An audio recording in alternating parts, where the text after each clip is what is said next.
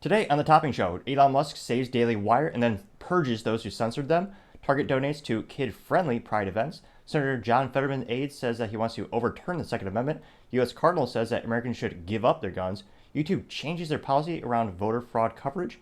Chase has some technical issues at the bank. Meta Facebook wants employees back in the office. Amazon to offer wireless to Prime members. And Boeing is indefinitely canceling their Starflight. All that and much, much more on The Topping Show.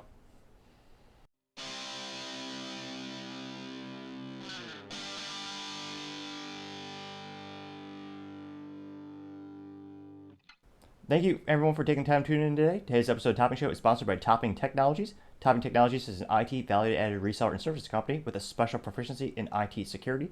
Heck, I see the founder released twice today. Gotta say the guy's quite handsome and brilliant. He's me. That's the joke. If you could need a little assistance, reach the team at sales@toppingtechnologies.com. Now, going on to the business part of the podcast, you have Amazon offering wireless to Prime members.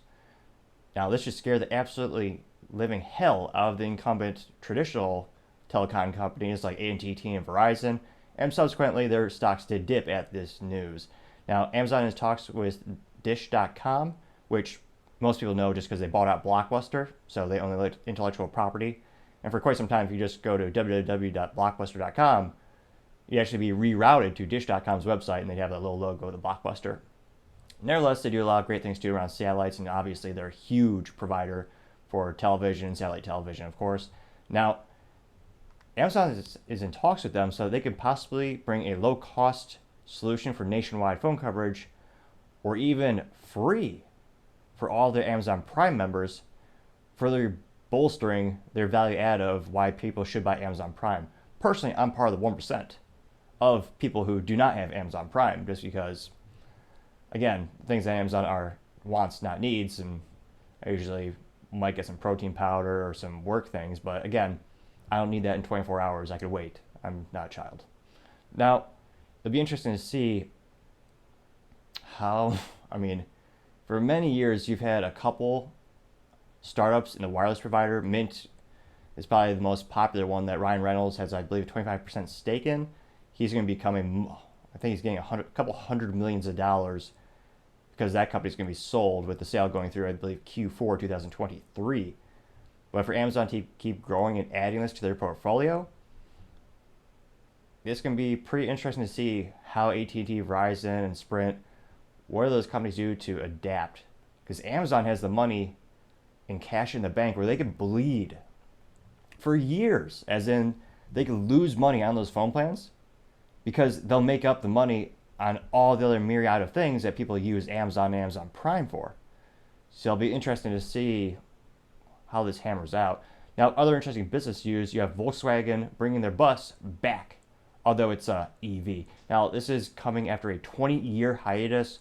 Most people recognize the VW bus as a little cube-looking van, rectangular cube-looking van from all the hippie movies, famously used by Woodstock and all those events where they have those vehicles. Now, those vehicles would last for 50 to 100 years. You still see them at car shows where if you take care of those vehicles, and it's kind of cliche to say, they'll take care of you. They do have some nuances, but the nice thing about the internal combustion engine is lots of spare parts and they'll last hundreds of years. EVs, they're, at this point with the technology we have, they're basically disposable. Now, there were 259,000 EVs sold in the United States Q1 2023, which is a 45% year-over-year growth. So time shall tell to see if this is a flop or a hit in North America, as more and more people are open to the idea of using EVs and those technologies.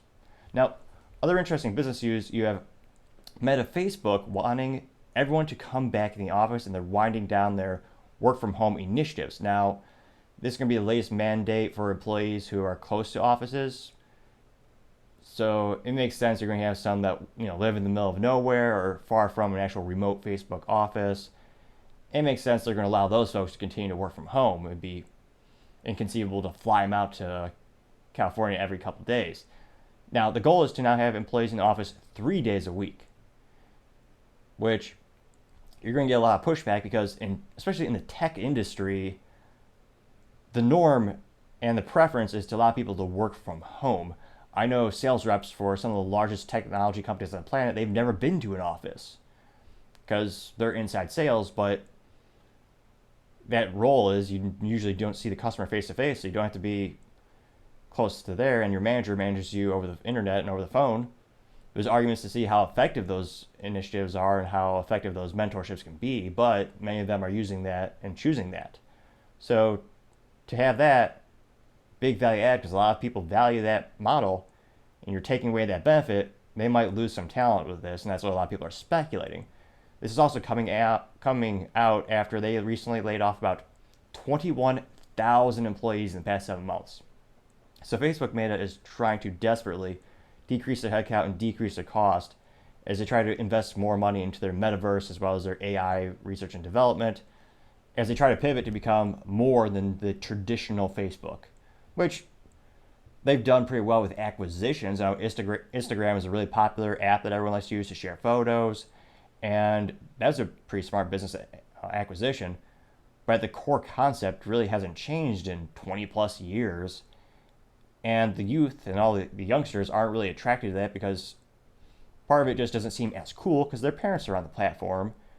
And they have so much competition now with TikTok, which the biggest knock against TikTok is that it's headquartered in another country. And China, basically, the government is just spyware.